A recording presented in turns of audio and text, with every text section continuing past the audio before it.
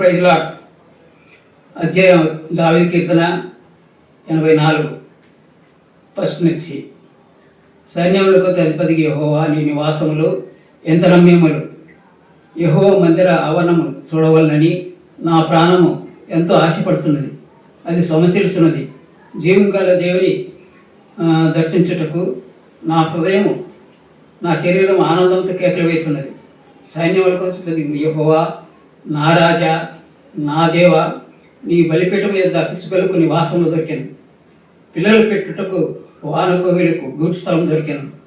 యెహోవా మందిరమందు నివసించే వారు ధన్యులు, వారు నిత్యం స్తుతించెదరు. నీ వలన బలము పొందు మనుషులు ధన్యులు. యాత్ర చేయి మార్గములు వారికి అతి ప్రియములు. వారు పాకాలో వెలుబడి వెలుచు దానిని జలమయంగా చేయుదురు. తొలకరి వాన దీవెలతో కప్పును. వారు ఆనాటికి బలాభివృద్ధి నొందుచు ప్రయాణం చేయుదురు. వాళ్ళ ప్రతివాడు సీయోను దేవుని సన్నిధి కనబడతారు. ఈ వాక్యం ద్వారా దేవుడు మరి దావీదు రాజు తన జీవితంలో దేవుని మందిర ఆవరణం చూడాలని, దేవుని మందిరంలో నివసించాలని, దేవుని యొక్క కార్యములో ఆయన ఎంతో సంతోషం ఆనందంతో కేకలు వేసుకుంటూ దేవుని మందిరం వైపు ఉల్లాసంతో దేవుని యొక్క కార్యం కొరకు ఆయన సిద్ధపడుతున్నాడు. లోకములో మానవులకు ప్రతి మనిషికి లోకములో అన్ని సదుపాయాల కొరకు ఎదురు చూస్తుంటాడు. ఈ లోకంలో మానవులు జీవించాలంటే ఒక ఇల్లు కావాలా, ఒక ఉద్యోగం కావాలా, తినేదానికి ఆహారం కావాలా, కట్టుకునే బట్టలు కావాలా, తాగేదానికి నీరు కావాలా, తినేదానికి భోజనం కావాలా. వీటన్నిటి కొరకు మానవుడు ప్రయత్నం చేస్తుంటాడు. దావీదు రాజు అయితే ఆయన ఉదయం వేసి దేవుని మందిరంలో నివసించాలని, దేవుని సేవ చేయాలని, అనేక మందికి తెలియని వారికి దేవుని యొక్క మార్గం చూపించాలని ఆయన ఆశ. దేవుని మందిరం అంతా అది ఎంతో నివాసము ఎంతో రమ్యంగా ఉంటుందని ఆయన దేవుని మందిరం ఆయన తృప్తి పొందుతుంటున్నాడు. ఈ లోక మానవులందరూ మనుషులు జీవిస్తున్నారు. దేని కొరకు జీవిస్తున్నారు? ఇల్లు వాకిలి సంసారము ఉద్యోగము సంపదలు సంవత్సరం ఆశలు తీర్చుకోవాలని మానవులు రాత్రి మగళ్ళు ప్రయాసపడుతున్నారు. అది మానవుని జీవితము. ఈ లోకంలో మనం పరీక్ష చేసుకున్నప్పుడు ఒక గ్రామంలో ఒక ధనవంతుడు ఉండేవాడంట. ఆ ధనవంతుడు మరి రాత్రి మగళ్ళు ఆయన తినడం త్రాగడం, ఆయన వస్త్రాలు, ఆయన భోజనము, ఆయన యొక్క సౌఖ్యములు అవన్నీ తీర్చుకోవాలని ఆయన ఎంతో ఆశ కలిగిన వాడు. అయితే లాజరు, ఆ ధనవంతుడి పక్కలో ఒక లాజరు ఉన్నాడు. ఆ లాజరుకు ఇల్లు లేదు, ఆయనకు మరి భోజనానికి కష్టం చేసుకునేదానికి ఆరోగ్యం లేదు, మరి కురుపులతో నిండి ఉంటున్నాడు. హాస్పిటల్ వాళ్ళంటే డబ్బులు లేవు, తినేదానికి ఆహారం అయితే కావాలా. అది ప్రతిరోజు తన ఆకలి తెచ్చుకునేదానికి ఆ ధనవంతుడి ఇంటి దగ్గర పోయి, అయ్యా నాకు ఆకలి అవుతుంది, ఒక ముద్ద పెట్టమంటే ఆయన చిదిరించుకుంటున్నాడు. సమయం వచ్చింది. దేవుడు ఆ ధనవంతుని పుట్టించింది ఆయనే, పేదవాడిని పుట్టించింది ఆయనే. ఆయన ధనవంతుడు చేసింది దేవుడే, ఆయన పేదవాడిని చేసింది దేవుడే. అయితే ఈ పరీక్షల్లో మరి ధనవంతుడు ఈ లోక సంబంధించిన సుఖభోగాలు కోరుకొని దేవుని మర్చిపోయి దేవుని కొరకు జీవించలేదు. లాజరు ఆయనకి ఏ పరిస్థితి ఏది లేకపోయినా ఆయన దేవుని కొరకు జీవించాలని, పుట్టించిన దేవుని కొరకు జీవించాలని అంత ఆశ కలిగి ఉంటాడు. సమయం వచ్చింది.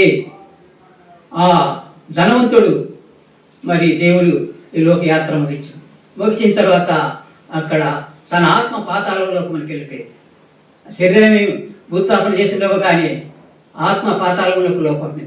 ఆ పాతాళ లోకంలో అగ్ని మండుతున్నది, తాగడానికి నీళ్లు లేవు, అక్కడ చీకటి అంధకారము అగ్నిజ్వాలలు. ఆ ఆత్మ తలడిపోతున్నది. అడలిపోతూ మరి ధనవంతుడు చనిపోయిన తర్వాత కొన్ని రోజులకు దేవుడు ఆ పేదవాడిని కూడా తీసుకెళ్ళాడు. ఆ పేదవాడు దరిద్రుడు కనుక అతను భూస్థాపన చేసేదాన్ని కూడా ఎవరు లేరు. అయితే ఆయన భూస్థాపన కార్యక్రమం కాలేదు, కానీ తన శరీరం మట్లి ఎక్కడ కులిపోయి తెలియదు, కానీ తన ఆత్మ దేవుని దగ్గర పోయింది. ఆత్మ దేవుని దగ్గర పోయి అక్కడ అబ్రాహాము అక్కడ నెమ్మది పొందుతున్నాడు, విశ్రాంతి తీసుకుంటున్నాడు, అక్కడ రెస్ట్ తీసుకుంటున్నాడు, ఎంతో సుఖ సౌఖ్యం కలుగుతూ అక్కడ ఆనందిస్తున్నాడు.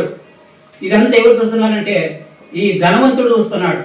పాతాళ లోకంలో అగ్నిజ్వాలలు ఎదరపడుతూ బాధపడుతూ నీళ్లు పడి దొరక్క ఏడుస్తూ ఆయన పైకి చూసినప్పుడు ఈ పేదవాడు ధనవంతుని దగ్గర భోజనం అడిగేవాడు అక్కడ మరి ఎంతో మరి ఐశ్వర్యంగా ఉంటాడు. అయితే ధనవంతుడికి ఆశ కలిగి ఓ తనేన బ్రహ్మ ఈ దగ్గర లాదరున్నాడు కదా ఆడ ఎంతో మరి నేను ఆనందం సంతోషం నీ దగ్గర ఉన్నాడు, నేను ఇక్కడ అగ్నిజ్వాలలో యాత్ర పడుతున్నాను, నీవు ఆ చెట్టుకి నీళ్ళు తెచ్చి ఆ నోట్లో పెట్టినా కానీ ఆ దాహం తెచ్చుకుని అక్కడ నాకున్నది లాదను పంపించమని బ్రతిమలాడుకుంటాడు. అప్పుడు తండ్రి అయిన దేవుడు అబ్రాహాము నా కుమారుడా భూలోకంలో నిన్ను సుఖ సౌఖ్యాలతో ఏం తక్కువ లేకుండా నీకు ధనధాన్యం ఇచ్చిన పేద లాదరుకు ఏమీ లేదు, ఏమీ అయిపోయినా నన్ను మర్చిపోలేదు. ఈ లోకంలో కష్టపడినా ఒకదైనా దేవుని దగ్గర పరలోక రాజ్యంలో నాకు ఏమి బాధ ఉండదు, కన్నీళ్ళు ఉండదు, దుఃఖం ఉండదు, మరణం ఉండదు, ఆకలి ఉండదు, రోగం ఉండదు అని గ్రహించగలిగినాడు. వాళ్ళిద్దరు కోర్సు ముగిసిపోయింది. ధనవంతుడు బాధపడుతున్నాడు, మరి పేదవాడు దరిద్రుడు సుఖపడుతున్నాడు. ఓ మానవుడా, ఒక దినాన మానవ జీవితం అంతే. దేవుడు నిన్ను పుట్టించి ఈ లోకంలో మరి భూలోకంలో అన్ని సదుపాయాలు చేసినాడు. భూమిని, ఆకాశాన్ని, సూర్యుని, చంద్రుని, నక్షత్రాలను, మరి నీళ్లు, ఆహారము, నీకు ఉండేదానికి ఇల్లు, ఉద్యోగము, నీకు సంతానము, ఇవన్నీ ఐశ్వర్య స్థితులు నీ చేస్తే మరి దేవుడిని మర్చిపోయి ఈ లోకంలో నువ్వు జీవిస్తుంటున్నావు. అందుకు దేవుడి వాక్యం సెలవిస్తుంది, ఆయన ఆకాశం భూమి సృజించిన దేవుడు మనుషులందరినీ ఆయన రూపంలో నిర్మించుకున్నాడు. మనుషుడు దేవుడి మాట వినకుండా ఆయన మరి ఈ లోకంలో చేస్తున్నాడు. అందుకే దేవుని వాక్యం సెలవిస్తున్నది, ఆకాశం ఆలకించము, భూమి శివయజ్ఞము, నేను పిల్లలు పెంచి గొప్పవారిని చేసిన వారు నా మీద తిరుగుబడి ఉన్నారు. ఎదుగుతారు కామాంధ నిరును గాఢ సొంతవారిని తెలుసుకును. ఇశ్రాయేలు ప్రజలు నా పిల్లలు నా మాట లేరని తన బాధంతా దేవుడు ఆ భూమి ఆకాశం చెప్పుకుంటున్నాడు. ఉదయం ఎలా అవుతుంది? దేవుని నమ్ముకొని దేవుని భయభక్తులు వారికి పరలోక రాజ్యం ఉంది. ఆ రాజ్యంలో మరి ఏ బాధ, కన్నీళ్ళు, దుఃఖం, మరణం ఉండదు. అయితే ఆ ధనవంతుడు ఏసు ప్రభువును నమ్ముకోకుండా చనిపోయి పాతాళలో వేయబడతాడు. అక్కడి నుంచి వార్త వచ్చింది, అక్కడ వారు అక్కడే, ఇక్కడ వారు ఇక్కడే. అయితే ధనవంతుడు నాకు 5 మంది సహోదరులు ఉన్నారు, వారు కూడా ఈ స్థలంలోకి రాకుండా లాదను పంపమంటే దేవుడు అంటున్నాడు, లాదను పంపేదానికి వీలు లేదు. ఇంకా అయిపోయింది, సమయం ముగిసిపోయింది.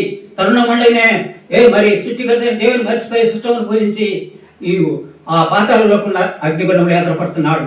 పేదవాడు దరిద్రుడు ఆయన అన్ని లోకంలో ఏ పరిస్థితి సమయము ఆయన సదుపాయం లేకపోయినా కానీ ఆయన దేవుని నమ్ముకొని పరలోక రాజ్యం చేరుకున్నాడు.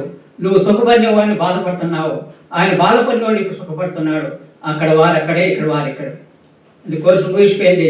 మరి ఈ సమయమున ఇంత గొప్ప రక్షణ నిర్లక్ష్యం చేస్తే ఎలాగో తప్పించుకుంటావు? మేము కూడా యేసు ప్రభువును నమ్ముకొని ఈ వాక్యం మీకు చెప్పేదానికి సమయమున మరి దేవుడు ఇటువంటి భారం పెట్టినాడు. యేసు ప్రభువును నమ్ముకోవాలంటే నువ్వేం చేసిన అవసరం లేదు. ప్రభువు యేసునందు విశ్వాసం ఇస్తే నువ్వు నీ ఇంటి వారి రక్షణ పొందుతుంది. ఇదే రక్షణ దినం, ఇదే అనుకూల సమయం, నేడే.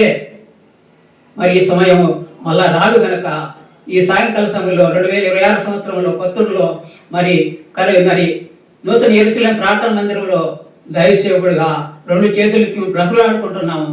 ఈ వాక్యం నీ హృదయంలో విశ్వసించేలా, యేసు ప్రభువా నా పాపాలు క్షమించు, నా హృదయంలోకి రా, నా జీవితాన్ని మార్చు, ఈ లోకం వచ్చిన తర్వాత నువ్వు ఉండే స్థలంలో నేను కూడా నెమ్మదిగా ఉండేదానికి నాకు సాయం చేయని ఎప్పుడైతే నీ పాపాలను ఒప్పుకుంటావో దేవుడిని క్షమించి ఆయన కుమారుని చేసుకొని ఆ రాజ్యాన్ని సిద్ధపడతాడు.